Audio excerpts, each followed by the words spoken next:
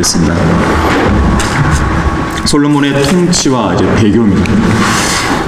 전반기는 이제 올바르게 통치를 했지만 후반기는 이제 배교로 나아가게 됩니다.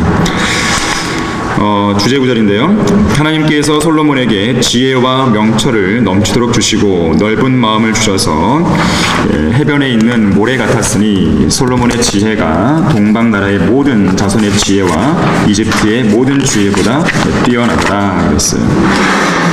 거기 박스 내용 보시게 되면 이스라엘 역사상 가장 위대한 시기죠. 가장 위대한 전성기입니다. 전성기, 황금시대. 다윗에서 솔로몬으로 이어지는 시대입니다.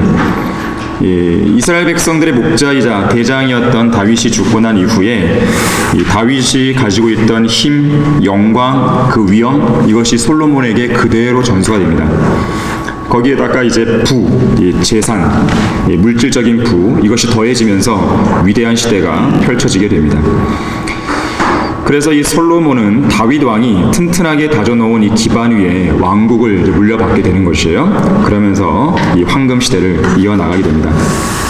거대한 중앙 정부를 세웠고 전문적인 군대, 무역로를 발전시켰고요. 왕국의 번영을 이루어 나갑니다.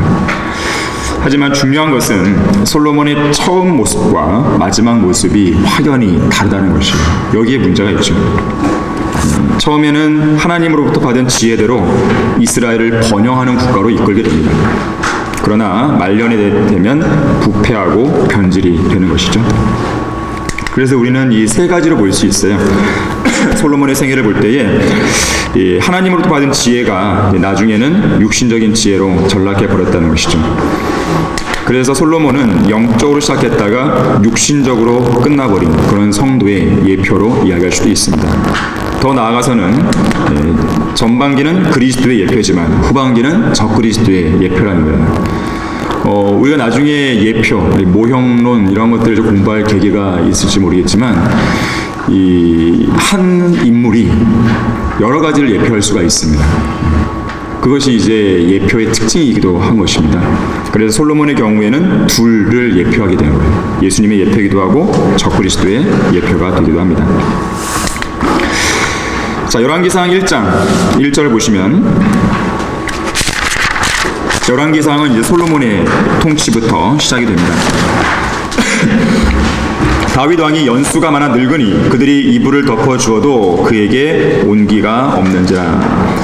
자, 위대한 정복자 다윗은 이제 연수가 많아서 늙었고 기력도 쇠약해집니다.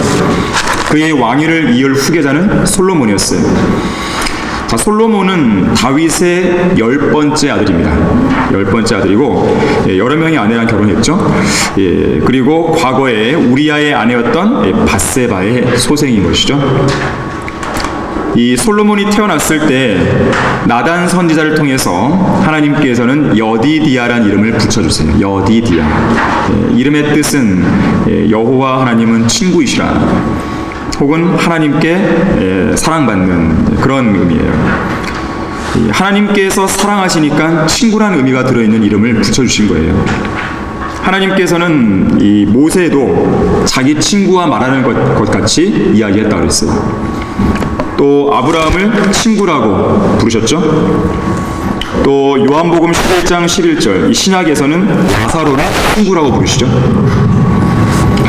또 요한복음 15장에 보게 되면 그분의 명령대로 행하는 친구들로 부르시게 됩니다.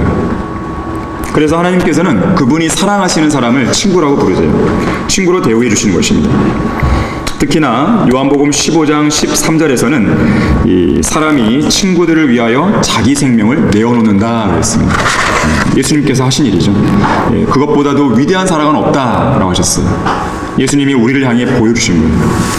그렇게 본다면 구원받은 우리는 예수 그리스도를 통해서 하나님의 위대한 사랑을 받고 있는 그분의 친구다라고 불릴 수가 있는 것입니다. 자, 여디디아. 그만큼 하나님께서는 솔로몬을 사랑하셨다는 뜻입니다. 다윗이 자신의 후계자로 솔로몬을 지목한 것은 그냥 이루어진 것이 아니고 하나님의 약속에 따른 것이었습니다. 거기 역대기상 22장 7절 한번 찾아보겠습니다. 역대기상 22장 7절입니다.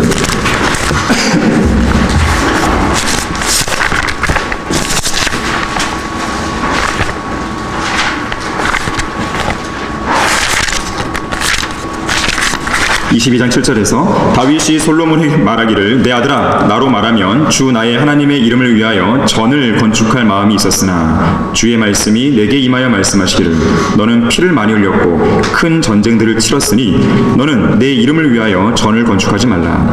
이는 내가 내 앞에서 땅에 많은 피를 흘렸음이라. 보라 한 아들이 내게 태어나리니 그는 안식의 사람이 되리라. 내가 그에게 그의 주위의 모든 원수들로부터 안식을 주리라. 그의 이름을 솔로몬이라 하라. 딱 내정이 되어 있던 것이 내가 그의 시대에 이스라엘의 화평과 평안을 주리라. 그가 내 이름을 위하여 전을 건축하리니 그는 내 아들이 되고 나는 그의 아버지가 되리라. 내가 이스라엘 위에 그의 왕국의 보좌를 영원히 견고하게 세우리라 하셨나니 그랬어요. 다시 말하자면 솔로몬은 다윗의 언약에 따라 하나님의 성전을 짓게 될 약속의 아들이었음을 알게 됩니다. 성전 건축과 더불어서 왕국의 번영에 관한 약속, 또 화평과 평안을 약속받은 아들이 바로 솔로몬이었어요. 이 솔로몬이라는 이름의 뜻이 뭐냐면 평화예요. 평화. 화평이라는 뜻이에요. 그래서 이 다윗과 솔로몬을 우리가 비교할 때 이 다윗이란 이름의 뜻은 사랑하는, 솔로몬은 평화로운 이 뜻인데 다윗은 특히나 전쟁의 사람이었고 솔로몬은 안식의 사람이었음을 우리는 알게 됩니다. 그래서 솔로몬은 다윗의 보좌의 합법적인 계승자예요.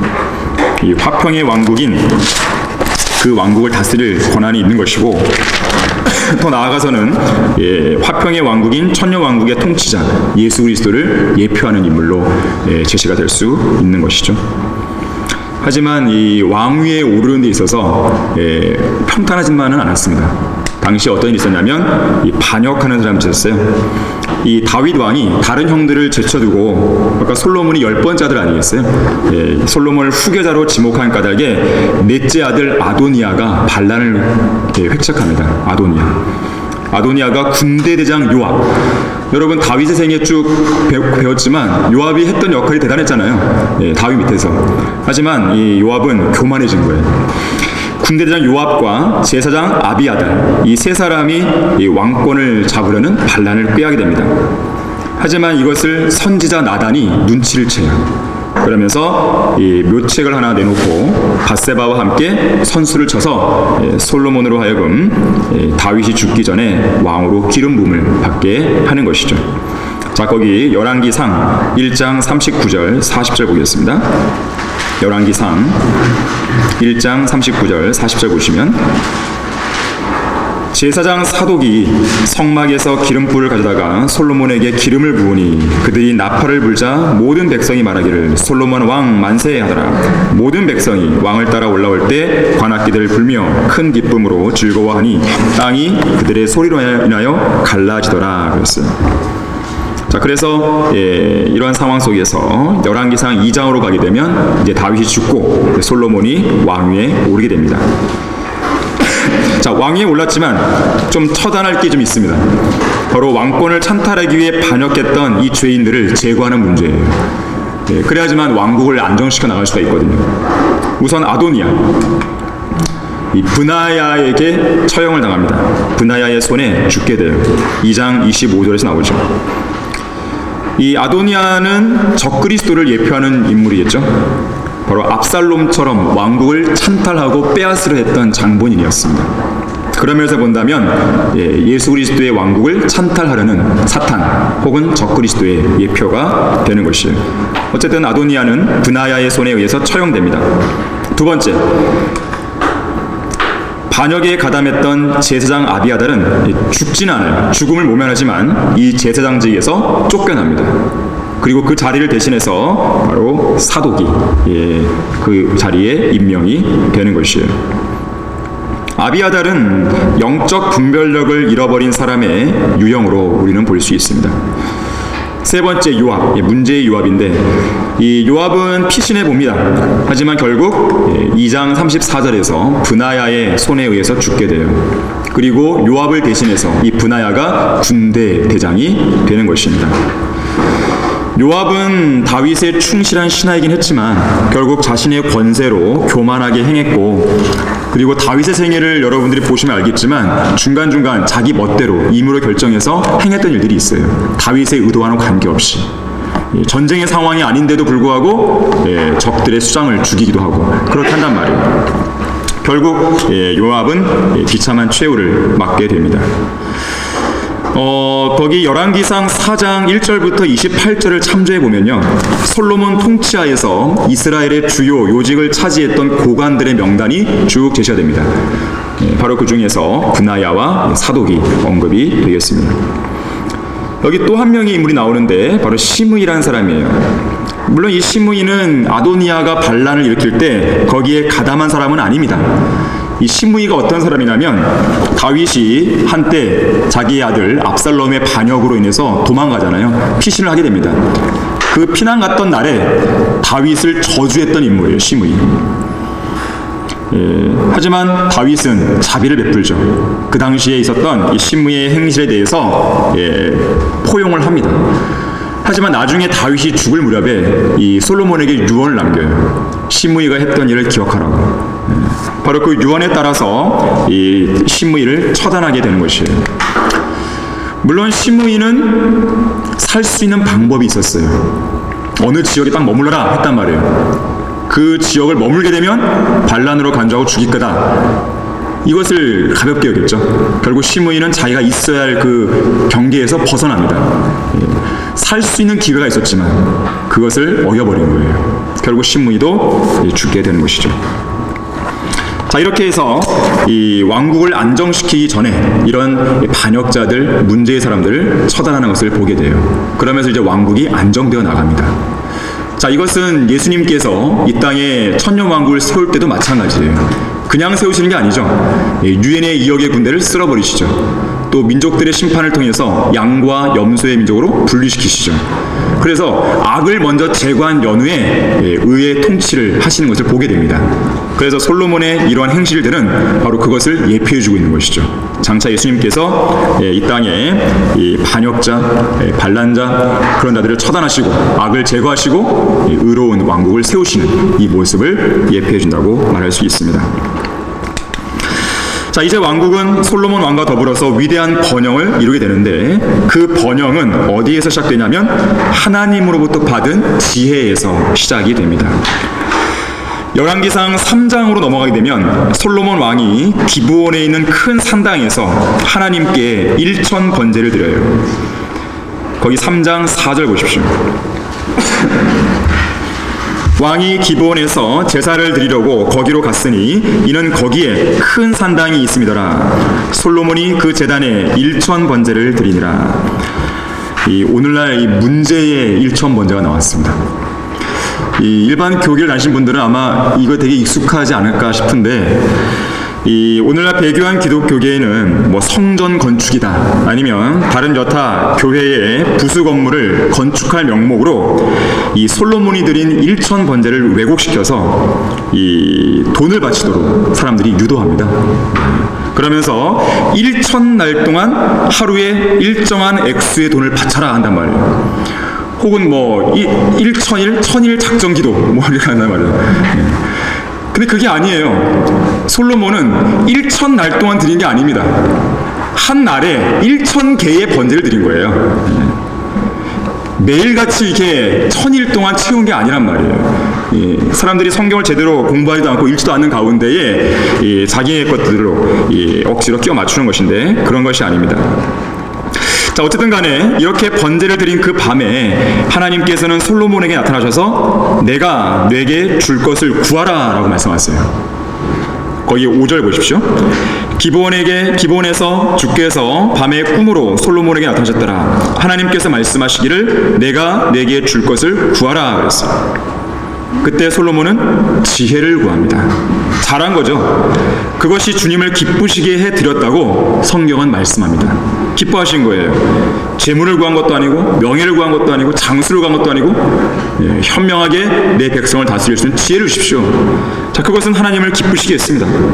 그래서 하나님께서는 지혜만 주시는 것이 아니라 세 가지를 주시는데 바로 지혜, 재물, 명예 이 세 가지를 허락해 주십니다. 바로 그것이 13절이에요. 자, 내가 내게 줄 것을 구하라. 일종의 백지수표입니다. 이러한 백지수표를 받은 솔로몬은 지혜를 구했어요. 만일 이 시간에 하나님께서 여러분에게 똑같은 이 말씀을 하시면 여러분은 뭘 구하시겠습니까? 내가 내게 줄 것을 구하라. 기도의 응답의 약속은 바로 그와 같은 것이에요.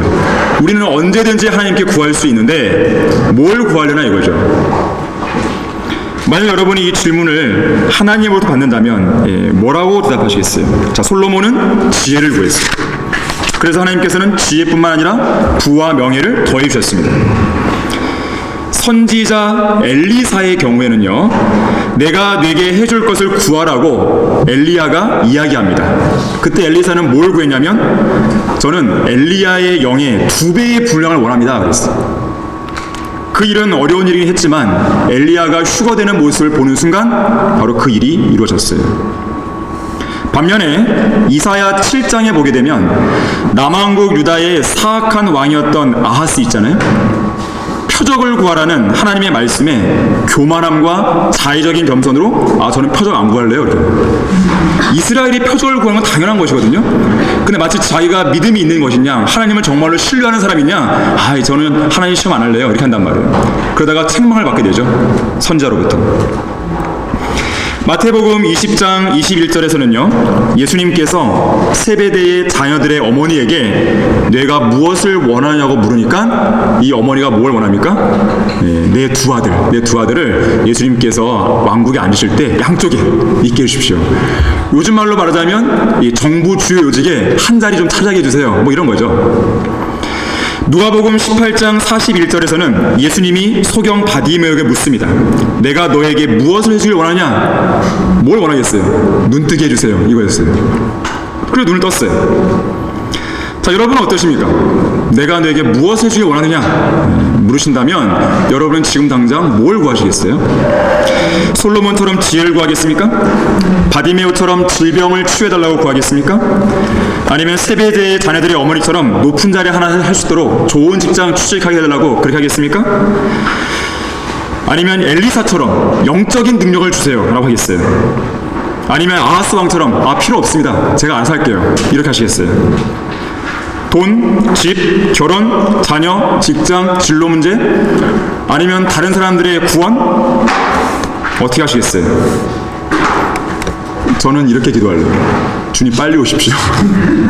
빨리 오십시오. 다른 거 필요 없습니다. 빨리 오십시오. 럭카 목사님도 그렇게 말씀하셨어요. 예수님이 오시면 해결되지 않을 문제가 없습니다. 다 해결되는 거예요. 그래서 이 요한계시록, 이 성경의 마지막 기도가 뭐예요? 아멘. 그러옵니다. 주 예수여 오시옵소서. 이거예요. 우리의 간절한 기도 제목입니다. 우리가 여러분들이 기도할 때에 제일 첫 번째 기도가 바로 그것이에요. 처음 기도하실 때 주님 오늘 오시는 겁니까?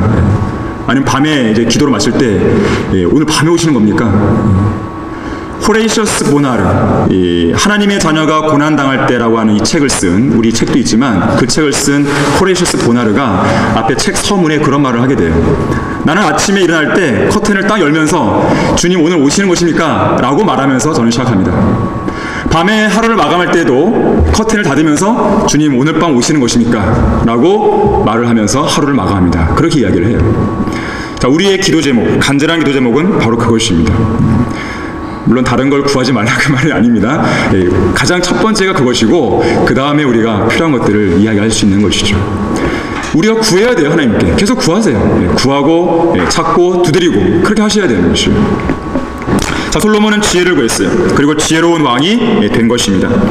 자, 솔로몬의 지혜는 여러 가지 것으로 볼 수가 있는데 우선 솔로몬의 재판으로 잘 드러나죠. 이것은 특별히 언급할 부분은 없을 것 같아요. 여러분이 잘 아시는 것이기 때문에 솔로몬이 현명한 재판을 하잖아요. 서로 자신의 아이라고 싸우는 그 두 창녀 사이에서 그 아이를 죽이라, 반으로 갈라줘라 하니까 진짜 엄마는 어때요? 동정심이 드는 거 아니겠어요? 그래서 제 아이 안 할 테니까 차라리 죽이지 마세요 한단 말이에요. 아주 현명한 재판을 한 것입니다.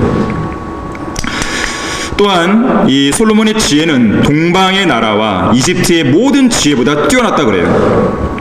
당시의 동방의 나라라 그러면 대한민국이 아닙니다. 당시에 동방의 나라라고 한다면 이 칼데아 우르를 중심으로 한 메소포타미아 문명이에요. 그런 문명 세계를 말하는 것이고, 이 바벨탑 사건 이후로 이곳에는 많은 문화 유적지들이 있었겠죠. 또 함무라비 법전을 비롯해서 여러 가지 문명이 발달했습니다. 그러한 지혜보다 뛰어났다는 것이에요. 또 이집트는 피라미드에서도 잘 보일 수 있듯이 웅장한 문화를 자랑하죠. 건축 기술. 자, 그러한 것들보다도 더 뛰어난 지혜를 솔로몬은 갖고 있었던 것입니다. 심지어 이방인들이 솔로몬에게 예물을 가져오기도 합니다. 그 뛰어난 지혜가 이방인들조차도 너무 경탄했기 때문에 하나님을 찬양하러 오는 것이에요. 예를 들면 시바 여왕을 들 수 있죠. 그 열왕기상 10장 6절 한번 보십시오. 여러 나라에서 예물을 바치러 왔는데 그 중에 한 여인이 바로 시바 여왕이었습니다. 10장 6절에서 그녀가 왕에게 말하기를 내가 내 나라에서 당신의 행적과 당신의 지혜를 들은 것이 진실된 보고였나이다. 내가 와서 내 눈으로 그것을 보기까지는 그 말을 믿지 아니하였으나 보소서 내가 들은 것은 절반도 되지 아니하니 당신의 지혜와 번영이 내가 들은 명성을 능가하나이다. 항상 당신 앞에 서서 당신의 지혜를 듣는 당신의 사람들은 복되며 당신의 이 종들이 복되나이다. 당신을 기뻐하사 이스라엘의 보좌에 당신을 세우신 주 당신의 하나님을 송축하리로다. 이는 주께서 이스라엘을 영원히 사랑하심으로 당신을 왕으로 삼아 공의와 정의를 행하게 하셨습니다 하고, 제대로 된 고백이죠. 제대로 된 고백. 솔로몬의 그런 지혜와 이스라엘의 왕국의 번영을 보았을 때 이런 고백이 나왔던 것이죠. 사실은 하나님께서 이스라엘 선택하신 목적이 바로 여기에 있던 거예요. 이런 모델 국가를 딱 하나 세워서 하나님이 다스리는 왕국은 이런 왕국이야, 이걸 보고 이방 민족들로 하여금 배우라는 것이었거든요. 그런데 이스라엘 왕국이 그런 역할을 못하죠. 그런 빛과 소금의 역할을 못하죠. 오히려 이스라엘은 변질되고 오히려 이방 왕국을 따라가 버리잖아요. 주객이 전도돼 버린 것이죠. 이 시바는 오늘날 예멘 지역이 예멘. 여기 이스라엘 이제 지도 보면 이제 사우디아라비아 먼저 있죠. 사우디아라비아 밑에 예멘이 있어요. 여기에서 배를 타고 이 홍해길을 쭉 따라 올라갑니다. 배를 타고 올라와서 왼쪽과 오른쪽으로 갈라지는데 오른쪽에 에시온 게벨이라는 곳에 항구가 있어요. 거기서 이제 육로를 타고 예루살렘으로 올라오게 됩니다. 바로 여기가 예멘이에요. 예멘 건너편이 여기가 에티오피아 쪽이에요. 과거에는 시바 여왕이 에티오피아까지 이렇게 가졌다고 하는 기록들도 있습니다. 어쨌든 이 지역에서 이제 올라왔다라고 말할 수가 있겠습니다. 또한 예수님께서 이 땅에 태어나셨을 때 동방의 현자들이 왕을 경배하기 위해 찾아오잖아요. 황금, 유향, 몰약을 가지고 온단 말이에요. 자, 이런 동방의 현자들이라든지 시바 여왕의 방문이라든지, 자, 이것도 하나의 예표입니다. 장차 천년왕국 때에 예수님께서 이 땅에 왕으로서 딱 계시면 모든 이방 민족들이 경배하러 오는 거예요. 예수님께 예물을 들고. 바로 그것에 대한 이 하나의 예표로 우리는 솔로몬을 통해서 볼 수가 있는 것입니다. 이러한 내용이 시편 72편에 나와 있어요. 여러분 거기 교재에 보면 이제 박스 내용 속에 들어가 있는데요. 시편 72편 8절부터 11절까지인데요. 바로 천년왕국 때 있을 일입니다. 그가 또한 바다의 끝에서 끝까지 다스릴 것이요 강에서부터 땅의 끝까지 다스리리다. 광야에 거하는 자들이 그의 앞에 절하고 그의 원수들이 먼지를 핥으리이다. 타시스와 섬의 왕들이 예물을 가져올 것이요 시바와 스바의 왕들이 예물을 드리리니 정녕 모든 왕들이 그의 앞에 엎드리며 모든 나라들이 그를 섬기리이다. 자, 이러한 모습의 하나의 예표로서 시바 여왕이 방문을 했던 것입니다. 자, 여기 근데 열왕기상 아까 10장 6절에서 9절까지 읽었는데 거기에 8절 말씀을 주목할 필요가 있습니다. 8절 보시면 그런 말을 하게 되죠. 시바 여왕이 항상 솔로몬의 지혜를 듣는 솔로몬의 신하들이 매우 복되다 그랬습니다. 당신의 지혜를 듣는 당신의 사람들은 복됩니다. 우리 역시 복된 사람들이에요. 매 주일, 매 수요일 바른 성경을 기반으로 해서 올바른 설교를 듣잖아요. 또 올바른 마음과 열정만 있으면 얼마든지 내가 공부해서 지식을 얻을 수 있는 환경이 있잖아요. 책들이 있죠. 또 우리 강화 연수원에서 성경도 가르치죠. 이보다 더 좋은 환경은 없어요. 이보다 더 좋은 환경. 교회사 2000년을 통틀어 봤을 때 이렇게 진리의 말씀을 우리가 풍성하게 읽고 공부하고 배울 수 있는 그런 시대가 없어요. 문제는 뭘까요? 공부하고 있냐 이거죠. 이런 환경을 마음껏 누리고 있냐 이거죠. 자신의 시간과 상황들을 고려했을 때에 자기에게 맞게 공부를 하면 되는 거예요. 책으로 공부를 하든 여기에 참석해서 공부를 하든 성경을 읽든 우리 책도 진짜 많으니까요. 얼마든지 공부할 수 있어요. 얼마든지 내가 이 지식의 홍수의 바다에서 헤엄쳐 다닐 수 있단 말이에요. 올바른 마음만 있으면. 그래서 우리는 이러한 기회들을 잘 선용할 수 있어야 돼요. 복받은 사람들입니다. 복받은 사람들. 자, 세 번째로 하나님께서 솔로몬에게 주신 그 지혜는 아주 실로 뛰어났는데 잠언이 3000편, 노래가 1005곡, 식물학, 동물학 그 어느 하나 손색이 없을 만큼 지혜가 참으로 위대했습니다. 바로 그 내용이 열왕기상 4장 32절과 33절에 제시가 되어 있죠. 특히 그러한 지혜가 잠언과 전도서에 잘 반영되어 있었죠. 자, 동식물학이 발달되다 보니 당연히 이스라엘 백성들의 그 실생활도 개선이 됐겠죠. 많은 영향을 미쳤을 것이에요. 풍요로운 문화생활도 했을 것입니다. 뿐만 아니라 이 지혜를 통해서 왕국의 행정을 효과적으로 수행하기도 했겠죠. 육로를 통해서는 투로, 이집트, 아라비아와의 무역이 이루어졌고요. 바다를 통해서는 스페인, 아까 타시스 나왔죠. 스페인, 인도, 아프리카 해안 도시들과의 무역이 활발하게 이루어졌을 것이에요. 그러면서 실로 많은 나라들로부터 거대한 부를 축적하게 됩니다. 자, 거기 교재 54페이지에서요. 왼쪽에 있는 긴 박스 내용 보시게 되면 거기서 네 번째 줄 보세요. 이런 일이 이루어지게 됩니다. 열왕기상 4장 20절 말씀인데 유다와 이스라엘이 많아 바닷가에 있는 많은 모래 같았으니 먹고 마시고 즐거워하더라. 이 한마디로 충분한 거예요. 왕국의 번영, 황금시대, 태평성대. 자, 그런데 이스라엘과 유다의 숫자가 많다고 그랬어요. 바닷가에 있는 모래. 어디선가 많이 봤던 표현이에요. 하나님께서 아브라함에게 언약을 주시는데 너의 씨가 이거와 이거와 이거와 같을 거야 라고 했을 때 뭐라고 그럽니까? 하늘의 별들, 땅의 티끌, 바다의 모래 같을 것이다. 바로 그것이 지금 성취되는 장면이에요. 또한 땅에 대한 언약도 완전한 건 아니지만 부분적으로 성취됩니다. 땅에 대한 언약도. 열왕기상 4장 21절 보십시오. 이 아브라함에게 주신 언약의 내용들이 여러 가지가 있는데 그 중에서 핵심은요 두 가지예요. 씨에 대한 언약, 땅에 대한 언약 두 가지입니다. 씨는 설명을 드렸고요. 그렇게 번성하게 된 씨가 어디에서 번성한다는 거예요? 약속의 땅, 팔레스타인 땅. 특히 그 경계를 이야기할 때에 보시면 솔로몬이 모든 왕국들을 다스렸으니 강에서부터 필리스틴의 땅과, 자 여기서 말하는 강은 유프라테스 강을 말하는 것입니다.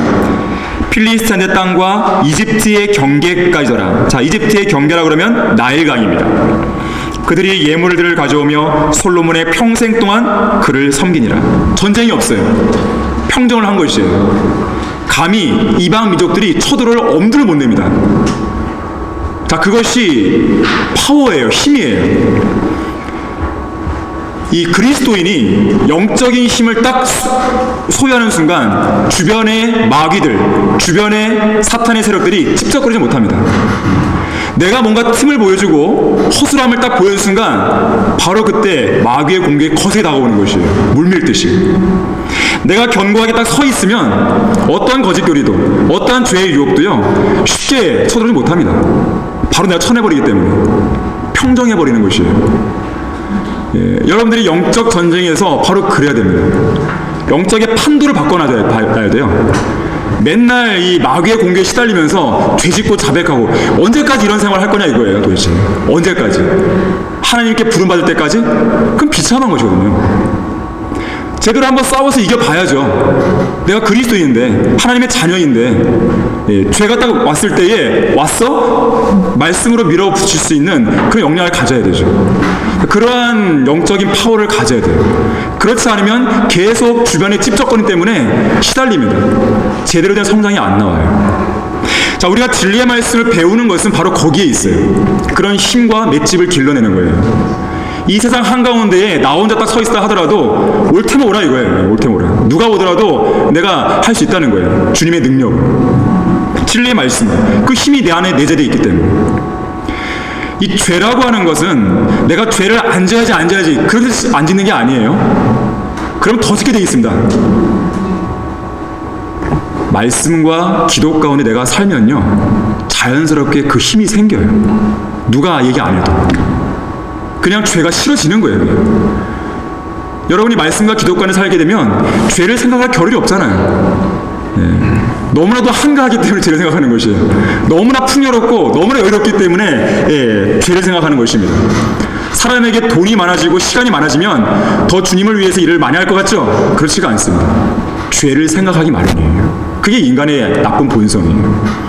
그래서 우리는 마땅히 주님 안에서 해야 될 일을 해야 되는 것이에요. 말씀을 읽고 기도하고 공부하고 구령하고 위의 것들을 바라보고 주님께 나에게 지금 원하시는 무엇인지 그 뜻을 주시하고 생각하고 유념하고 늘 그러한 교제 가운데 살다 보면 자연스럽게 죄를 안 짓고 있는 거예요. 그 자체가.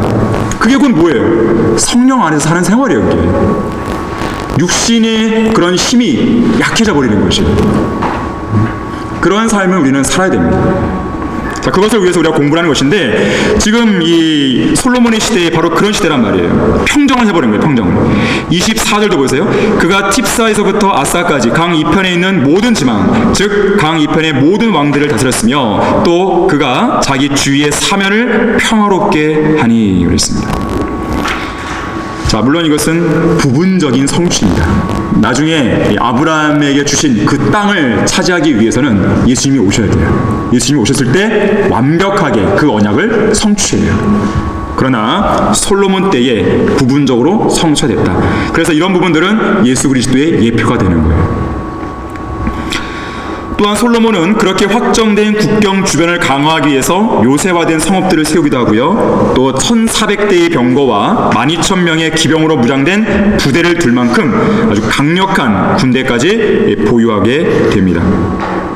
그야말로 전쟁이 없는 태평성대, 황금시대를 이루게 된 것이죠. 그만큼 이 솔로몬의 힘, 명성, 위엄 대단한 것이었어요. 이스라엘의 위상 대단한 것이었습니다. 완전히 굴복시킨 거예요. 자, 이러한 왕국의 위대함은요, 성전 건축을 통해서 더 잘 드러내죠. 이 솔로몬 왕은 성전 건축을 위한 준비를 시작했고요. 사실은 대부분의 준비는 다윗이 다 해놔요. 모든 자재들을 다 구입합니다. 그리고 누가 건축할 것인도, 누가 나무를 댈 것인도 다 미리 준비를 해놔요. 그 가운데서 솔로몬이 건축을 시작하죠. 제4년 12월, 그러니까 둘째 달입니다. 5월경에 시작된 건축이 제11년 불월이라고 하는데요. 8번째 달이고요. 11월경에 마쳐지게 됩니다. 그래서 총 건축 기간은 7년 6개월이에요. 하지만 나중에 솔로몬은 자신의 궁을 보다 더 크게 짓죠. 13년에 걸쳐서. 결국 죄악으로 나가게 되는 그런 조짐을 갖고 가게 됩니다. 성전의 규모는 대단했습니다. 여기서는 성전에 대해서 이야기할 부분은 아닌 것 같고요. 성막의 크기의 2배나 됐고요. 또 대형 번제단, 대형 바다, 10개의 물대야, 10개의 금촛대, 10개의 빵상, 대형 그룹 이렇게 만들어지게 된 것이에요. 또 솔로몬의 시대에는 은이라고 하는 것이 값을 따지는 가치 척도의 대상이 되지 않아요. 왜냐하면 다 금으로 하니까. 그만큼 금이 많았으니까요. 그래서 성전의 많은 부분들이 금으로 다 뒤덮이게 됩니다. 자, 이렇게 성전이 건축되자 별도의 장소에 있었던 언약궤가 들어오게 되고, 또 열왕기상 8장에서 솔로몬은 설교를 하게 되고 성전 봉헌 기도를 하나님께 드립니다. 그런 가운데 이스라엘 백성들은 매우 기뻐하게 됩니다. 주님을 찬양하죠. 이 위엄을 주신 하나님께 찬양을 하는 것이에요. 자, 이 모든 성전 건축과 왕궁 건축이 완성되었을 때 하나님께서는 열왕기상 9장에서 다시 한번 두 번째로 솔로몬에게 나타나십니다. 그러시면서 다시 한 번 더 솔로몬에게 이 다윗의 언약을 확정 지어주시는 거예요. 이 성전이 갖고 있는 교리적, 역사적, 영적인 의미는 여러분들 거기 교재에 나와 있는 대로 참고를 하시면 좋겠고요. 특히 이제 교리적인 부분에 있어서는 장차 재림 때 세워질 천년 왕국 성전의 예표라는 것, 이 정도는 여러분들이 알아주시면 좋겠습니다. 자, 여기까지는 좋습니다. 여기까지는 좋아요. 잘했습니다, 정말로. 그러나 이 번영을 누리던 이스라엘이 솔로몬 통치 후반부로 가면서 서서히 쇠락합니다. 그리고 두 개의 왕국으로 분열되는 그 씨앗을 낳게 되는 것이죠. 이 본격적인 분열 자체는 통치 말기지만 그 조짐은 이전부터 있어 오게 됩니다. 솔로몬 왕은 하나님으로부터 받았던 그 지혜를 지속해서 주님을 위해 사용했어야 돼요. 하지만 육신적으로 사용함으로써 비참한 최후를 맞게 되는 것이죠. 자, 이런 비극을 초래하게 된 솔로몬의 가장 큰 문제는 무엇인가? 하나님께서 신명기 17장에서 이 왕이라면 이렇게 해야 돼 라고 하는 부분들이 있었어요. 특히 하지 말라고 하는 부분이 있었어요. 그것을 그대로 솔로몬이 해버리는 거예요. 결국 여기서 이제 쇠락의 조짐이 나타나는 것이죠. 자, 세 가지인데요. 우선 왕은, 자, 거기 신명기 17장 16절 17절을 찾아보겠습니다. 신명기 17장 16절 17절 보시면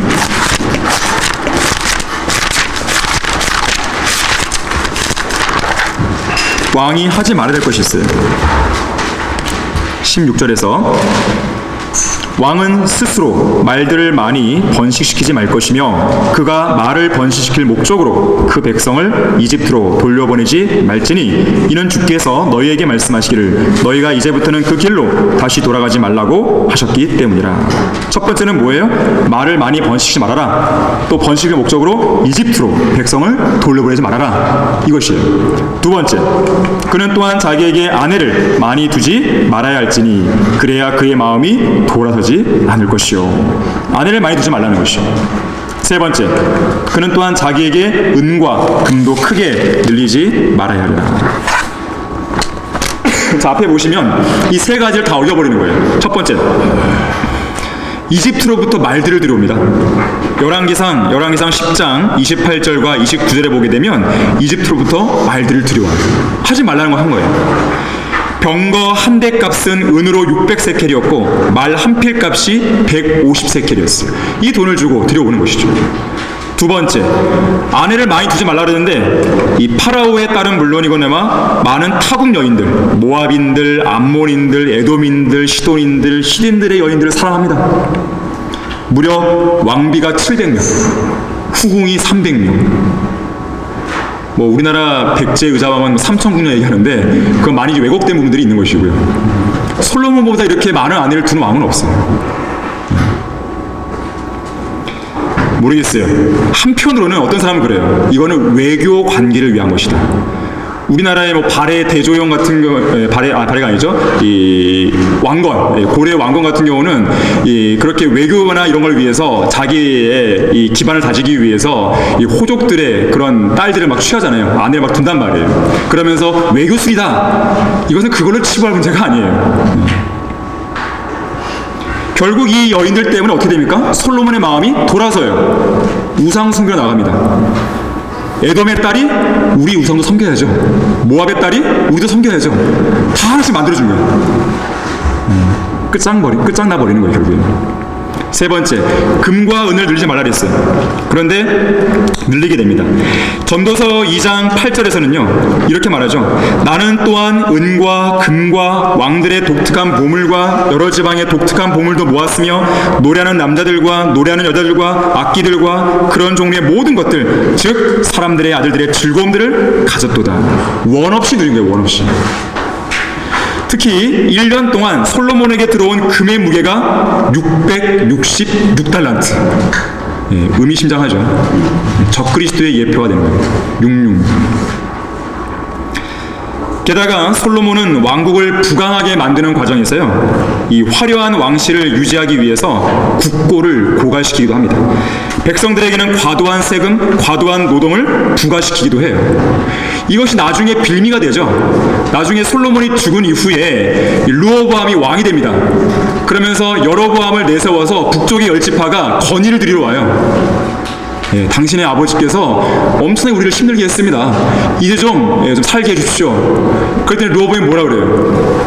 내 새끼 손가락이 허리가 더 굵다고 이렇게 얘기해요. 그러면서 이스라엘 열지파가 마음이 돌아서 버립니다. 왕실 경비 충당을 위해서 북쪽 지역이 많이 활용되기도 했어요. 자, 이것은 솔로몬이 죽은 이후에 르호보암 때 남쪽의 두 지파와 북쪽의 열 지파 간의 갈등의 원인이 되는 것이죠. 자, 이상의 솔로몬의 죄들로 인해서 하나님께서는 진노하시는 거예요. 징계를 내리십니다. 자, 거기 열왕기상 11장 9절 보겠습니다. 11장 9절 보시면 여기가 이제 솔로몬에 있어서의 가장 슬픈 장면이 되는 것이죠. 솔로몬의 마음이 이스라엘의 주 하나님으로부터 돌이켜진 까닭에 주께서 그에게 진노하시니라. 하나님께서 솔로몬에게 여디디아라는 이름을 붙였단 말이에요. 하나님은 솔로몬을 사랑하셨단 말이에요. 그런데 솔로몬은 배반을 한 거죠, 정말로. 그야말로. 주께서 전에 그에게 2번 나타나셔서 이 일에 관하여 명하시어 그가 다른 신들을 따라가서는 안 된다고 하셨는데도 그가 주께서 명령하신 것을 지키지 않았으므로 주께서 솔로몬에게 말씀하시기를 내가 이 일을 행하여 내가 내게 명한 나의 언약과 규례들을 지키지 않았으니 내가 반드시 내게서 왕국을 찢어서 내 신하에게 주리라. 이 신하가 바로 여로보암이에요. 그렇지만 내 아비 다윗을 위하여 내가 너의 날들에는 이 일을 행하지 아니할 것이요 내 아들의 손에서 르호보암이죠 왕국을 찢으리라. 그러나 모든 왕국을 찢지는 아니하고 내 종 다윗과 내가 택한 예루살렘을 위하여 내 아들에게 한 지파를 주리라 하시니라.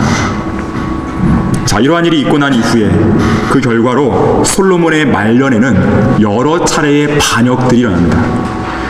자, 솔로몬이 하나님 안에서 견고하게 왕국을 세웠을 때는 주변 국가들이 찝쩍거리지 못하는 거예요. 그런데 이러한 틈이 생기고 하나님으로부터 멀어지자 이제 틈이 발생하는 것이죠. 반란이 일어납니다. 그래서 이 11장 14절에서 22절까지는 에돔인 하닷이 반역을 일으켜요. 23절부터 25절까지는 소바인 르손이, 26절부터 40절까지는 느바세 아들 여로보암이, 나중에 이 여로보암에게 이 왕국 열지파가 주어지게 되죠. 이러한 반역들이 곳곳에서 일어나는 것입니다.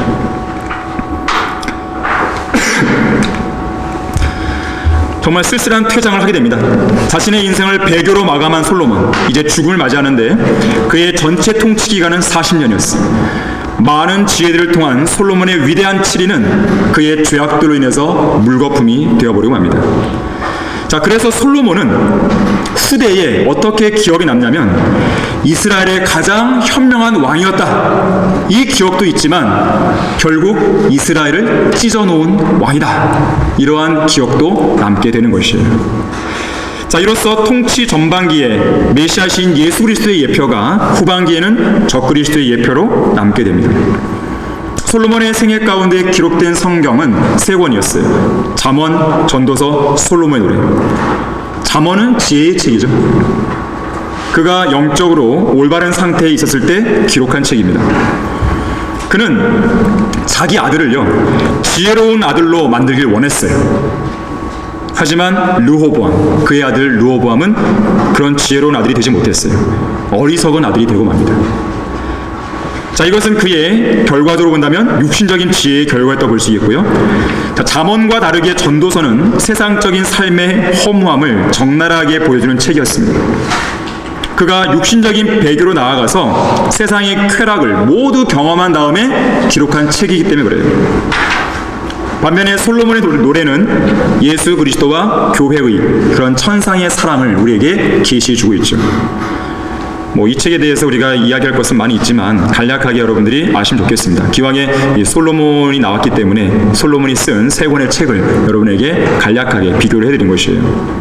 자, 솔로몬은 영적으로 시작했다가 육신적으로 끝나버린 대표적인 사람이었어요. 한순간에 모든 것을 앗아가 버린 그 죄가 그를 망친 것입니다. 그래서 솔로몬은 성령으로 시작했다가 육신적으로 생을 마감한 성도의 예표이기도 한 것이에요. 자, 그를 그렇게 만든 것은 한순간의 죄였습니다. 밥 존스 시니어 목사님이 했던 말씀이 있죠. 순간의 재단에 영원을 불살지 말라. 순간의 재단에 영원을 불살지 말라. 자, 좀 더 정확히 말하면 순간의 재단 위에다가 영원을 희생제물로 바치지 말라는 거예요. 아무리 구원받은 그리스도인을 할지라도 주님을 위해서가 아니라 자기 자신을 위해 살려고 한다면 영원에서 누리게 될 상과 유업, 영광은 그 사람에는 없는 거예요. 다 불태워버렸습니다. 그래서 그 사람에게는 그리스도의 심판석에 받을 게 없어요. 받을 게. 이 땅에서 육신의 정욕과 안목의 정욕과 생의 자랑을 쫓으면서 영원에 속한 것들을 정욕 가운데 불태워버리게 되면 그리스도의 심판석에서 기대할 수 있는 것은요, 쌓아놓은 모든 것들 위에 하염없이 피어오르는 짙은 회색 연기와 잿더미밖에 없을 것이에요. 영원에서 받을 유업이 전혀 없는 것입니다. 자, 그래서 성경대로 믿는 사람들은 좀 멀리 봐야 돼요. 가까이 있는 것에 막 전전긍긍하면서 이 현실적인 욕구를 채우기 위해서 바쁘게 다니시면 안 돼요. 잠깐 여유를 가지면서 멀리 보셔야 됩니다. 영혼을 바라보라는 안목이에요. 우리가 잠시 받는 가벼운 환난이 우리를 위하여 훨씬 뛰어난 영원한 영광의 비중을 이루어가기 때문이라. 우리가 바라보는 것은 보이는 것들이 아니요 보이지 않는 것들이라. 이는 보이는 것들은 잠깐뿐이지만 보이지 않는 것들은 영원하기 때문이라. 자, 영원의 관점에서 보면 이 땅에서 경험하게 되는 어떤 어려움도 어떤 고난도 뭐예요? 아, 이건 잠시 받는 거예요. 아, 이건 가벼운 거야. 뭐에 비하면? 영원에서 내가 받을 그 영광에 비하면. 그러한 심정이 있어야 되는 것이죠. 모세가 그랬던 것처럼 잠시 동안 죄의 낙을 누리는 것보다 하나님께서 기뻐하시는, 그 설령 고난이 있다 하더라도 하나님께서 기뻐하시는 그런 삶을 살아야 된다는 것이에요. 그렇게 함으로써 더 큰 보상을 주실 주님을 바라보라는 것입니다. 자, 솔로몬으로 인해서 시작된 이 분열의 씨앗, 결국 이스라엘 왕국은 둘로 쪼개지게 되는 것이죠. 자, 그러나 왕국의 정통성은 남왕국에 있었기 때문에 결국 다윗은 북왕국의 그런 시조가 더 이상 될 수가 없었고요. 그 대신에 여로보암이 이 북왕국의 시조가 되면서 북왕국은 그들 나름대로의 길을 걷게 됩니다. 자, 이러한 분열 왕국이 이제 시작이 되는 것인데 이 부분은 다음번 연수과정에서 우리가 공부를 했으면 합니다. 그래서 여러분들이 이참에 이 사울, 다윗, 솔로몬을 잘 배우신 거예요. 예전에 제가 읽었던 책 중에 이스라엘의 세 왕 이야기라는 책이라는 조그만 책이 있었어요. 얇은 책. 아마 외국 사람이 지은 책을 알고 있는데 그 책이 좀 떠올랐었어요. 왜 떠올랐냐면 별로 거기서 먹을 내용이 우리가 없었거든요. 그래서 우리가 이참에 잘 됐다 이거예요. 이 세 명을 우리가 비교해주면서 우리가 배워야 할 교훈들을 좀 얻으면 좋겠다. 그런 취지에서 일단은 시작을 한 것이고, 이것이 하나의 이제 동기가 돼서 앞으로 역사서는 이제 쭉 가게 될 것이에요.